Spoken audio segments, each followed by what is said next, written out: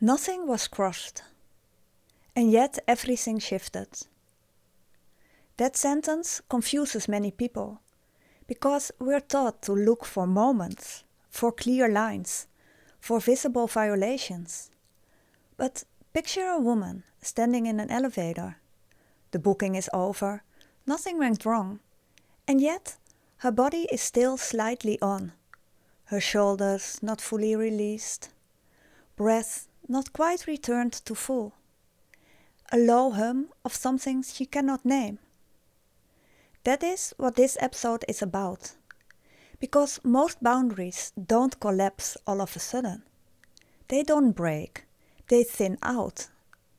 This episode is about boundaries that don't fail dramatically. They simply stop doing what they were meant to do.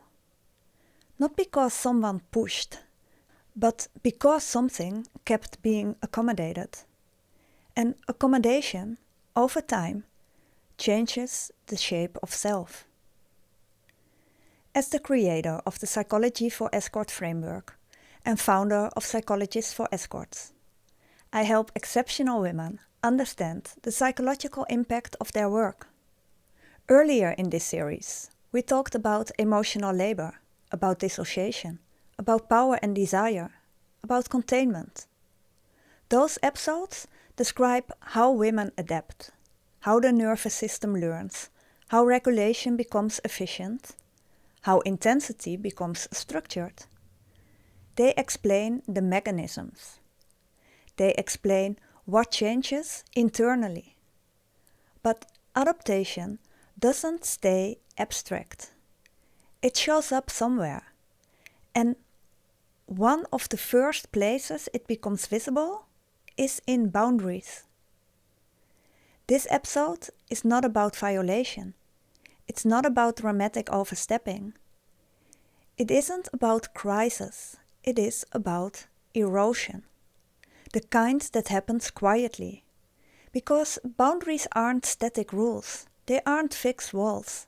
They aren't rigid lines drawn once and for all. They are living processes. They regulate contact. They regulate closeness. They regulate where you end and where someone else begins. And like any living process, they respond to repetition, to accommodation, to context. And living processes can weaken without anyone noticing at first. Not because someone attacks them, but because something kept adjusting over and over. And when adjustment becomes habitual, the boundary doesn't break, it thins. And thinning is harder to detect than breaking.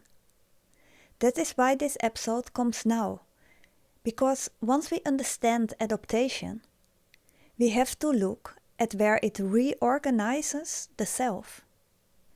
And boundaries are often the first place we feel that shift. Most people think boundaries are about saying no, or setting limits, or being firm. They imagine a line, a rule, a refusal. And sometimes that is part of it.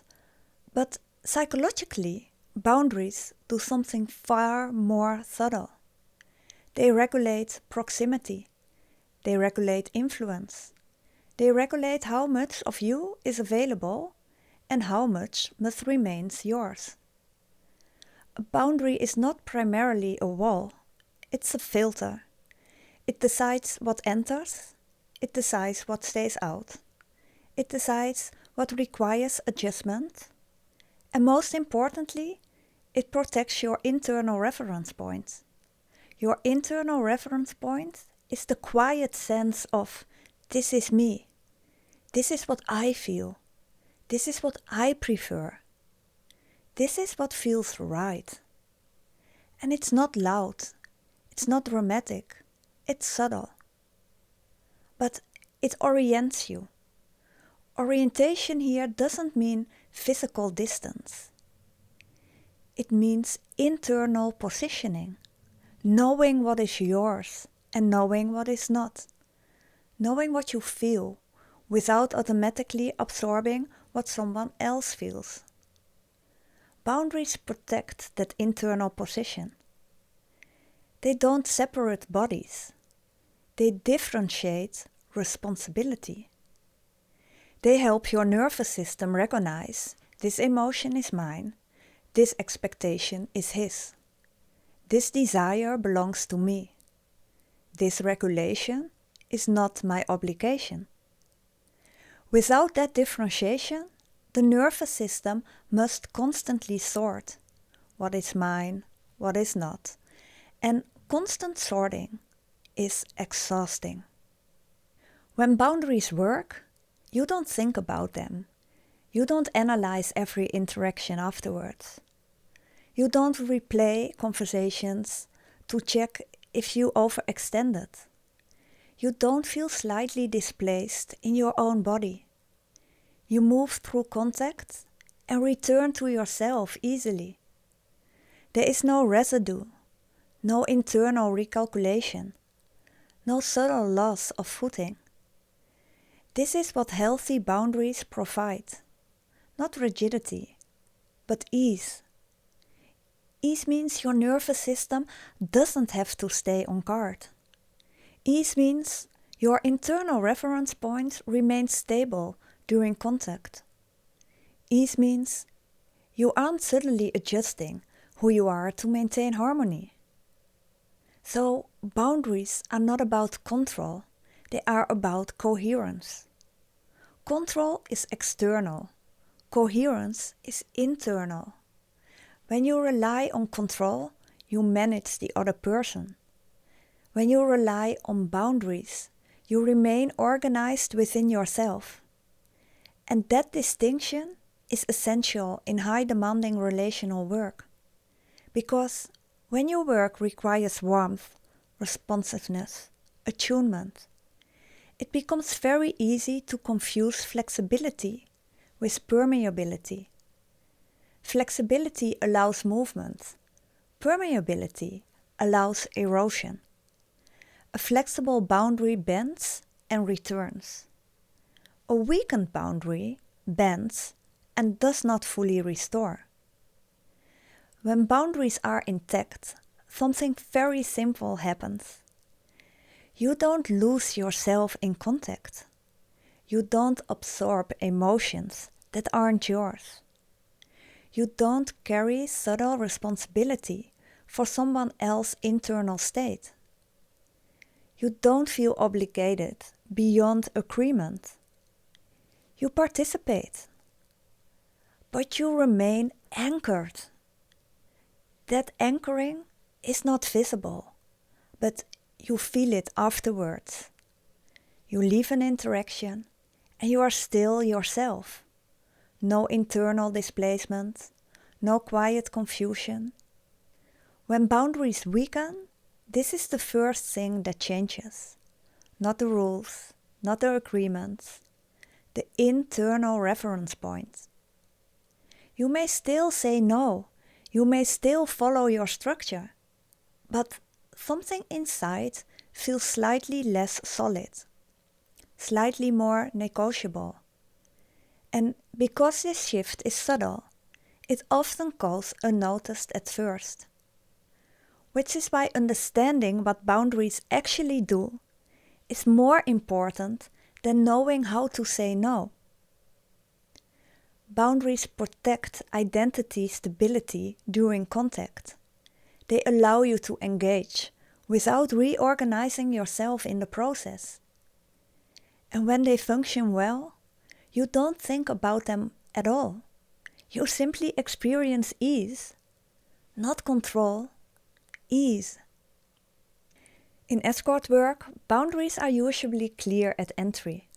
Service, time, tone, there are structure. There are agreements. There's clarity about what is included and what is not. At the beginning, this structure often feels solid, professional, contained, safe. The rules are defined, the frame is known. And because the frame is known, the nervous system relaxes inside it. But The shift rarely begins with rule breaking. It doesn't begin with someone pushing past a clear line. It doesn't begin with violation. It begins much more quietly. It begins with interpretation. The frame stays the same, but the way it's inhabited starts to stretch. A little more availability, answering messages slightly outside of agreed hours, staying emotionally present a little longer than required, a little more warmth, softening tone, offering extra reassurance, extending emotional responsiveness, and not because it's explicitly requested, but because it seems to stabilize the interaction. And that is important. These adjustments rarely feel forced. They feel reasonable, professional, kind. They feel like good service. They feel like competence. They feel like maturity.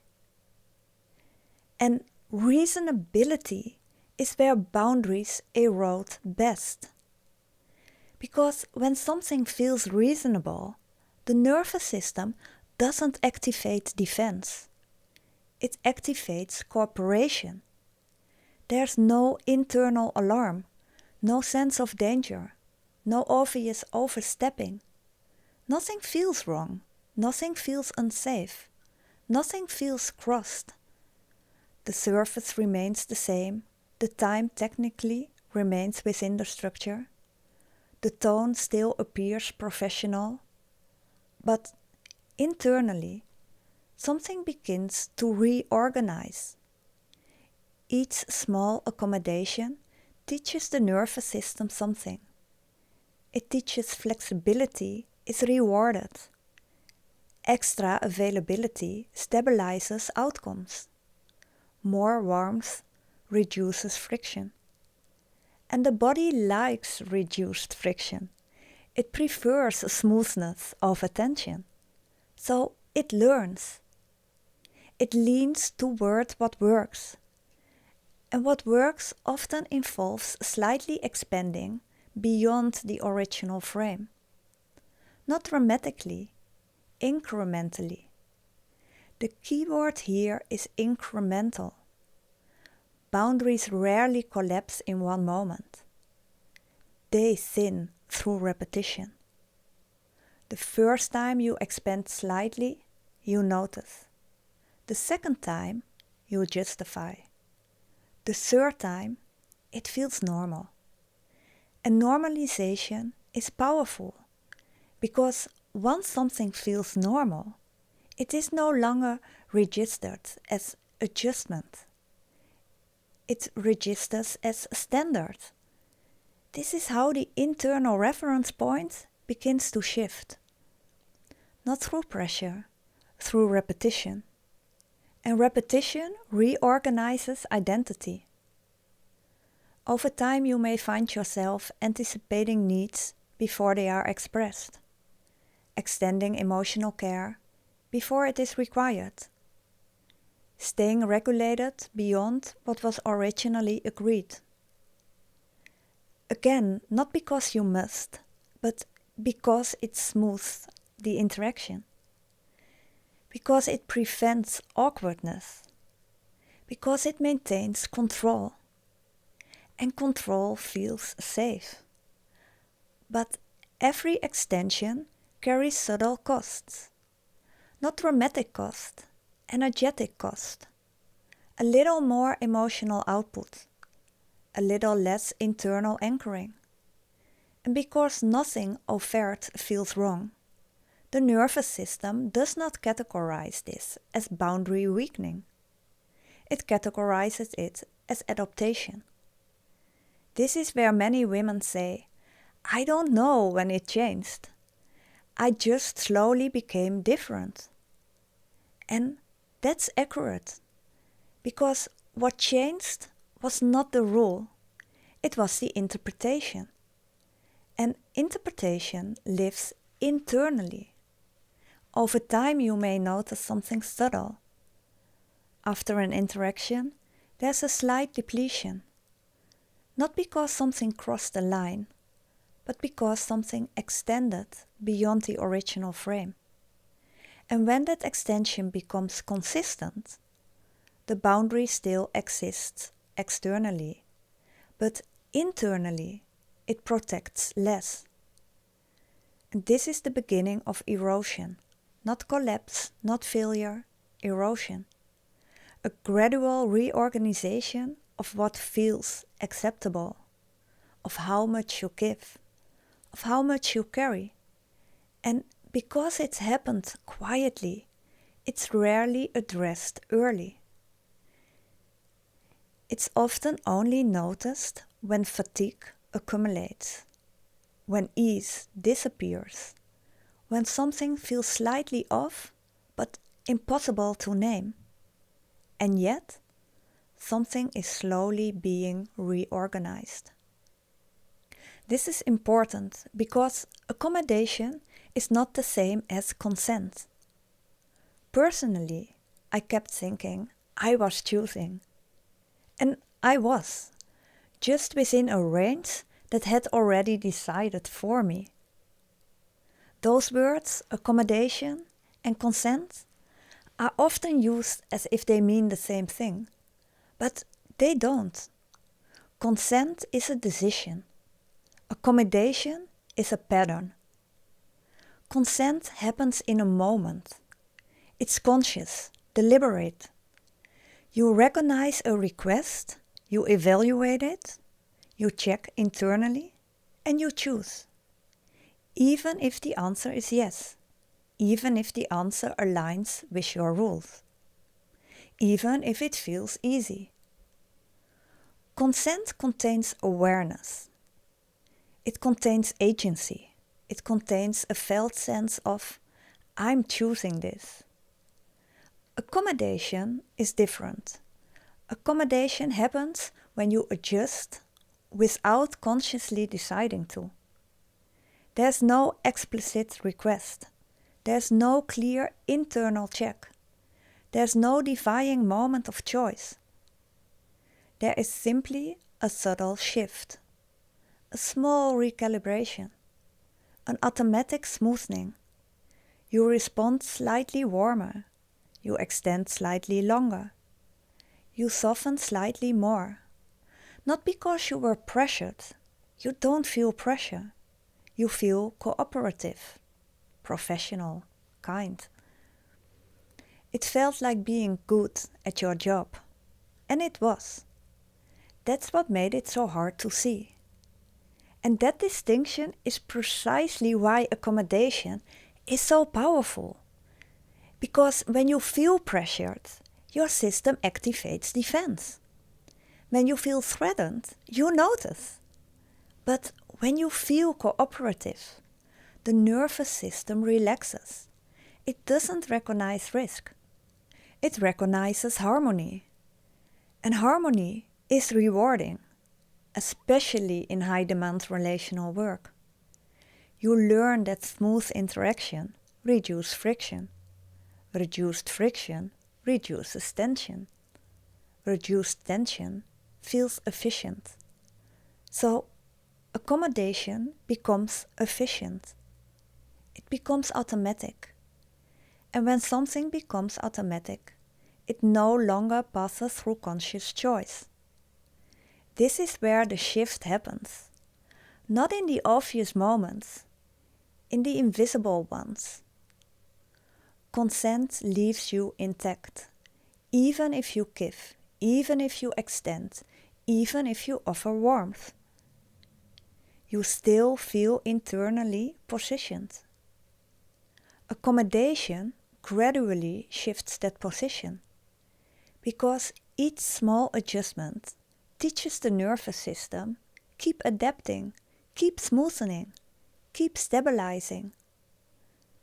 Over time, the body begins anticipating the need to adjust. Before anything is asked, before anything is expressed. And anticipation feels like competence. It feels like mastery. It feels like emotional intelligence. But biologically, It's sustained regulation output. And output without conscious reset reorganizes the baseline. Here is the critical difference. Consent is bounded. Accommodation is continuous. Consent happens and then it ends. Accommodation rarely ends. It accumulates. Each small adjustment seems harmless, reasonable, professional, kind. But kindness without structure is where boundaries slowly stop working. Kindness, when anchored in structure, is strength. Kindness without structure becomes permeability. You begin to feel responsible for the emotional atmosphere, responsible for comfort, responsible for stability. Not explicitly, implicitly. And implicit responsibility is heavy because it's never clearly defined. You can't measure it, you can't stack it, you can't clearly say when it begins or ends. So the nervous system remains slightly engaged, slightly ready, slightly adjusting. Over time, this creates a subtle internal shift. You may believe you're choosing, but the range of what you feels like a choice has narrowed. Because what feels cooperative has expanded.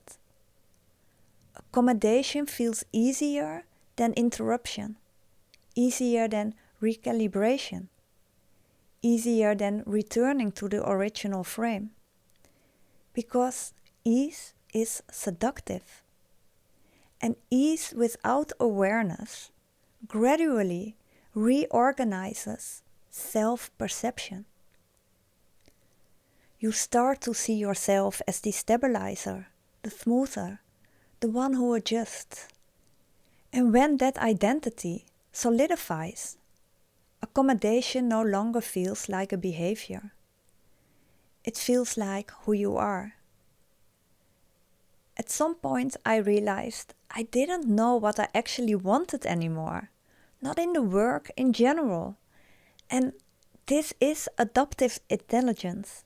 The nervous system learning to stabilize complex interactions. Learning to read people quickly. Learning to regulate without visible effort. But adaptation always reshapes boundaries if left unexamined. And this is why the distinction matters. Consent protects agency. Accommodation, when automatic, redistributes it. Quietly, gradually, without conflict. And that is exactly how boundaries begin to stop protecting you. And the first place this shift appears is inside the body. There's usually a moment when the body notices before the mind does. It's rarely dramatic, rarely loud, rarely urgent. It does not feel like fear. It doesn't feel like danger. It feels small, subtle, almost dismissible. A slight tightening in the chest. Not pain, not even discomfort. A kind of holding. In the jaw, the place where things are not quite set. In the lower abdomen, a low quiet pull, like something inside knows before the mind catches up. A delay in response, a microsecond where your answer doesn't come immediately, where something pauses internally. A subtle reluctance, not resistance, not refusal, just a faint pull backward. These signals are not thoughts, they're sensations. The nervous system registering a shift. The body detects expansion before the mind names it. It detects expansion before the story forms.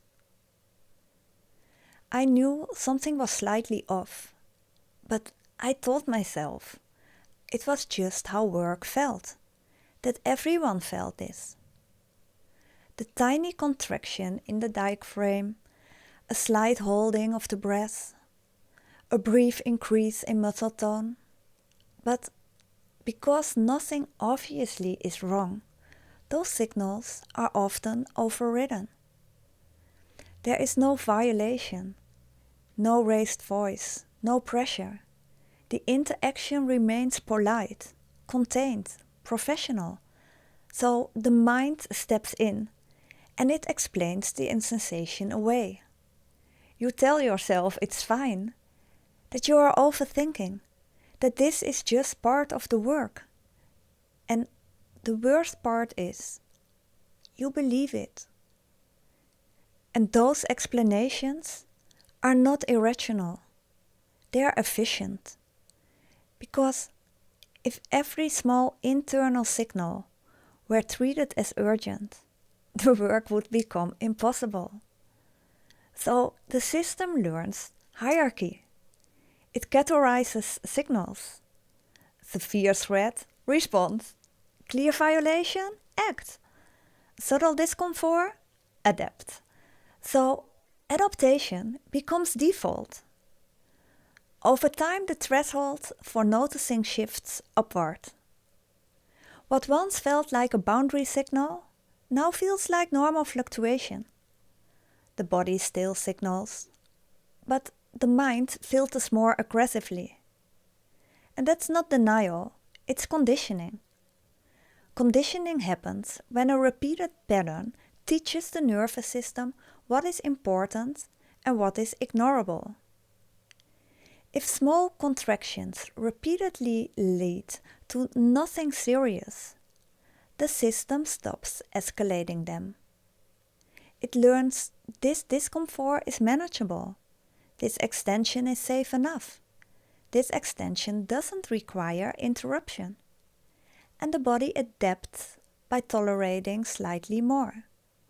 Tolerance expands gradually, not dramatically, incrementally. You may notice that the first time something felt slightly off, it stayed with you longer. The second time, less. The third time, almost not at all. This is how erosion becomes invisible, because the internal alarm never rings loudly enough to demand attention. Instead, it becomes background noise, a faint hum of tension, a subtle narrowing of breath, a small but consistent internal effort. And because the effort is small, it doesn't feel like depletion. It feels like professionalism, like composure, like competence. But the body keeps a quiet record. It registers each override. Each time sensation is deprioritized. Each time adjustment happens without conscious acknowledgement. And that record accumulates, not as trauma, not as crisis, but as load. Load that shows up later as fatigue, a reduced emotional range, as difficulty relaxing. And often when women look back, they say, I felt it at the time, but I didn't think it mattered. I kept waiting for it to feel like a problem. It never did. It just felt like me. That's the internal signal. The body noticing before the mind allows importance. The signal itself is not dramatic. It's informative. It's the nervous system protecting coherence. This is slightly beyond the original frame. But when that signal is repeatedly overridden, the frame reorganizes. Not because it was shattered, because it was gradually expanded without recalibration. And recalibration requires awareness. which is why learning to recognize the internal signal again is the beginning of restoring boundaries. Not by becoming rigid, not by reacting to everything, but by honoring the small moments before they accumulate. Because when they do accumulate, you eventually enter a different phase. The phase where boundaries still exist, but no longer restore you. And that is the most confusing phase, because you still have boundaries. So externally, the structure remains intact. The rules are the same, the limits are the same, but internally, the effect of those boundaries has changed. They no longer fully restore you to baseline. And restoration is the key word here. Boundaries are not only meant to prevent harm, they are meant to restore equilibrium. After contact, you should return to baseline. After given, you should feel internally whole. When boundaries function well, interaction doesn't linger. It doesn't echo inside you. You engage, you complete, you return. But in this phase, return becomes less clean. You can say no and still feel depleted. You decline something that feels beyond your structure. You hold your line, you remain professional, and yet afterward, there's this fatigue, a subtle drain, a sense that something was still given. You can leave the date and feel vaguely unsettled. Nothing inappropriate happened, no boundary was crossed, no agreement was broken, but the body doesn't feel fully at ease. There is a slight internal hum, a low-level tension, a sense of something unfinished. This is where many women say, "I don't know what's wrong, nothing bad happened." And they're right, nothing bad happened. No violation, no coercion, no clear misalignment. But something essential stopped happening. And what stopped happening is restoration. Earlier in the work, when boundaries were intact internally, contact required effort. But it didn't alter identity stability. Afterward, you could exhale fully. Your nervous system would downshift. You would feel yourself again. In this phase, that downshift doesn't come as easily. You remain slightly activated, slightly engaged, slightly extended. The body doesn't fully release. And that is deeply confusing. Because if nothing bad happened, why is there still residue? The answer is subtle. The boundary still exists cognitively, but it has thinned physiologically. It still prevents overt overstepping, but it no longer protects internal load. You are still regulating more than you used to, still extending slightly beyond center, still accommodating before choosing.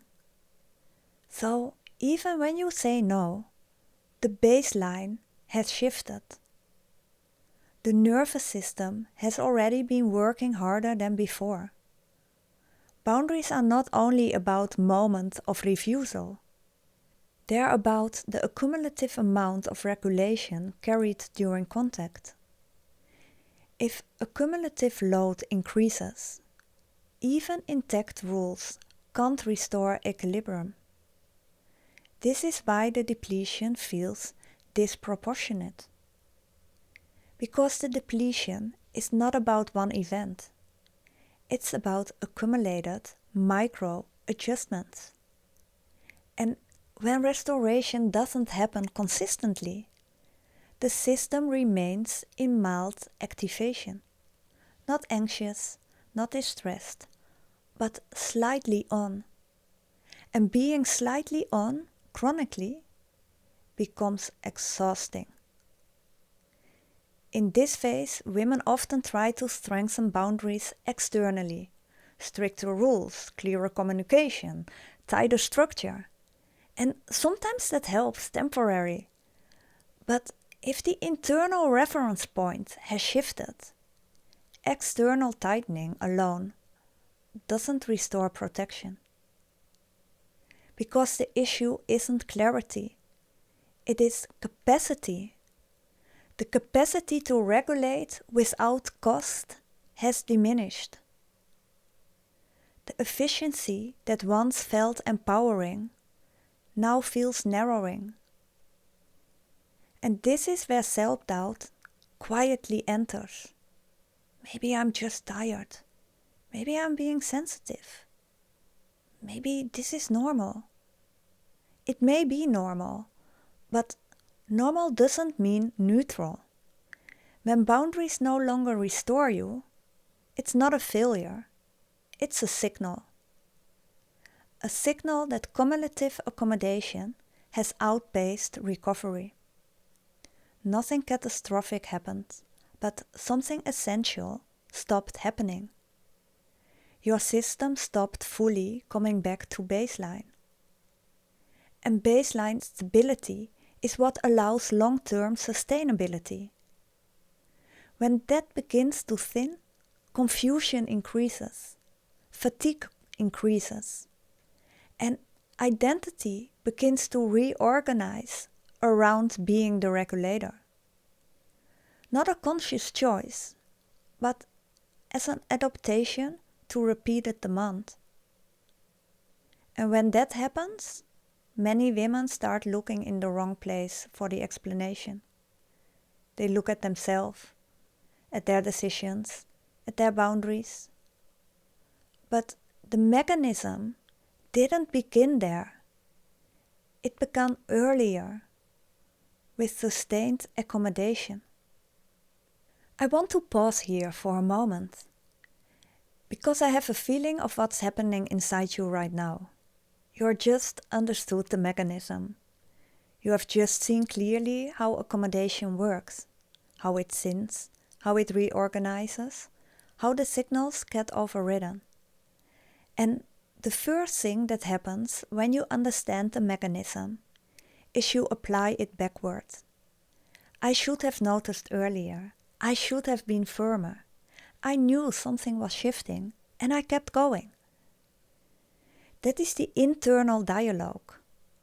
And I want to name it directly because it's the most predictable response to understanding this process. And it is also the most misdirected one. Here's what that monologue gets right. You did feel something. The signals were there. The body was registering it. Something was shifting. That part is accurate. But here's what gets wrong. The mechanism you just learned about is specifically designed to be undetectable from inside it. Accommodation doesn't feel like accommodation. It feels like professionalism, like emotional intelligence, like being good at what you do. You were not failing to notice. You were succeeding at exactly what the context was rewarding. High-end escort work rewards smoothness. It rewards emotional intelligence. It rewards responsiveness. It rewards the ability to anticipate, to stabilize, to prevent friction before it happens. Those are strengths. They are not flaws. And when strengths are repeatedly reinforced, the nervous system optimizes around them. Accommodation becomes efficient because it works, because it produces positive outcomes, because it maintains control. This is about adaptation to a reward structure. Boundaries don't fail because you are incapable. They fail because you were asked to do too much. They were asked to hold steady, while regulating output kept increasing. They were asked to remain stable, while accommodation expanded. They were asked to protect identity in an environment where flexibility is constantly incentivized. Any structure under unsustained load begins to thin. And this is true biologically, psychologically, architecturally. If you stretch elastic repeatedly, it doesn't snap immediately. It lengthens. And lengthening is not collapse. It is gradual loss of recall. That's what happens here. Not dramatic rupture. Loss of recall. The ability to return to baseline weakens. The speed of restoration slows. And when restoration slows, fatigue increases. Reinforcement is what maintains integrity, rest, reciprocity, emotional mirroring, clear recalibration. If reinforcement decreases and output increases, structure compensates until it cannot compensate further. This is not incapacity, it is physics, psychological physics. The problem isn't that you couldn't hold a boundary, it is that you held too much for too long. And holding is often praised, especially in environments where composure equals professionalism. So, if there's any narrative forming inside you that says, I should have done better, let that soften. Not because it isn't understandable, but because it has the wrong target. The process is not moral, it's mechanical. Sustained accommodation changes baseline regulation. Changed baseline regulation affects restoration. Reduced restoration thins boundaries. That is a sequence, not character. And understanding that sequence is the first step toward recalibration. Not through self-criticism, not through tightening, but through recognizing where reinforcement stopped and where recovery must be rebuilt.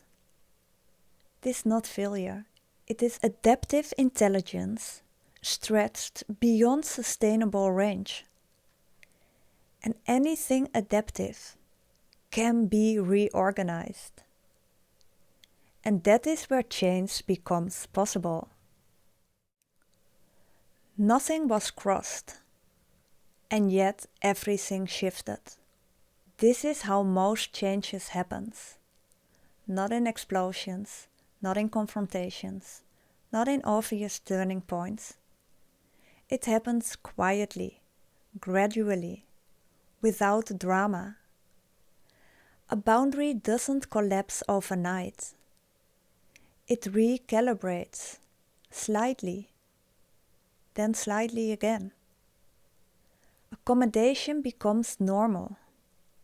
Extension becomes expected. Restoration becomes less reliable. And because there is no crisis, the shift goes unnamed.